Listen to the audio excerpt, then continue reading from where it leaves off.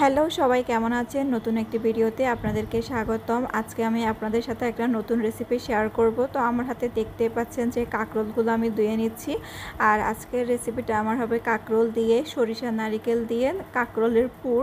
এটা হয়তো নোয়াখালীর দিকে অনেকে খেয়েছে বা অনেকে এটার সাথে পরিচিত। তো যারা জানেন না তাদের সাথে আমি আজকে শেয়ার করতে আসলাম কিভাবে এটা বানানো হয়।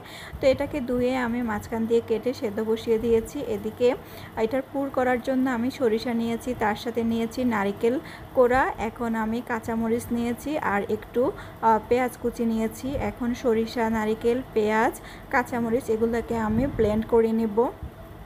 এগুলো ব্লেন্ড করার পরে এই যে এখন আমি একটা ডো তৈরি করে নিব। তার জন্য নিয়ে নিলাম চালের গুঁড়া, তারপরে নিয়ে নিলাম ময়দা বা আটা, যে কোনো একটা দিলেই হবে, লবণ, হলুদের গুঁড়া, মরিচের গুঁড়া আর সামান্য একটু চিনি দিয়েছি। সাধারণত বেসনের গোলা যেভাবে করা হয় সেভাবেই, ওইখানে তো বেসন ইউজ করা হয় কিন্তু এখানে আমি কোনো বেসন দিই নাই। আমি এখানে চালের গুঁড়া দিয়েছি, চালের গুঁড়ার কারণে এটা ক্রিস্পি হবে। তো এই যে আমি এটাকে বেশি পাতলাও করি না, বেশি ঘনও করি না, ওইভাবে একটা ডো তৈরি করে নিয়েছি। আর এদিকে আমার কাঁকরোলগুলো সেদ্ধ হয়ে গিয়েছে। এখন কাঁকরোলের ভিতরে যে বিচিগুলো আছে বা ভেতরের যে অংশটা, সেটাকে আমি কি করেছি, চামচের গোড়া দিয়ে একটু আস্তে আস্তে তুলে নিয়েছি। এটা তো সেদ্ধ হয়ে গিয়েছে, সেদ্ধ হয়ে যাওয়ার কারণে কাঁকরোলটা নরম হয়ে গিয়েছে। তো একটু তাড়াহুড়া করতে গেলে ভেঙে যাবে, তাই একটু আস্তে করে চামচের গোড়া দিয়ে এগুলো তুলে নিতে হবে। তো এই যে আমার ভেতরের অংশটা তুলে নেওয়া শেষ।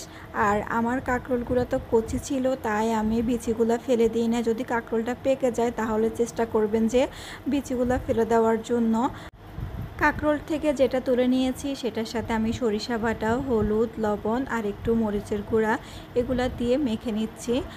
তো এগুলা মেখে নেওয়ার পরে আমি কাঁকরোলের খালি অংশটার মধ্যে সরিষা নারিকেলের যে পুরটা তৈরি করে নিয়েছি সেটা একটু একটু করে দিয়ে দিচ্ছি।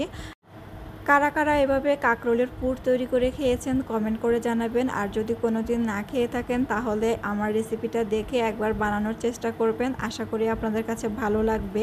তো এই যে আমি যে একটু আগে একটা ডো তৈরি করে রেখেছিলাম, এখন ডোয়ের মধ্যে আমি কাঁকরোলেরটা চুবিয়ে নিব। তো একটু একটু করে দিয়ে তারপর আমি ওদিকে তেলও গরম করে রেখেছি, এখন তেলের মধ্যে এগুলা দিয়ে দিচ্ছি। একদম মানে দেখে হয়তো জটিল মনে হচ্ছে কিন্তু পার্ট বাই পার্ট একদমই সহজেই। তো এখানে আমি সবগুলা কাঁকরোল এভাবে দিয়ে দিলাম। এখন হচ্ছে ভাজার পালা। আর এটাকে ভাজতে এতটা সময় লাগে না, জাস্ট প্রসেসিংটা করতে যতটুকু সময় লাগে আর কি।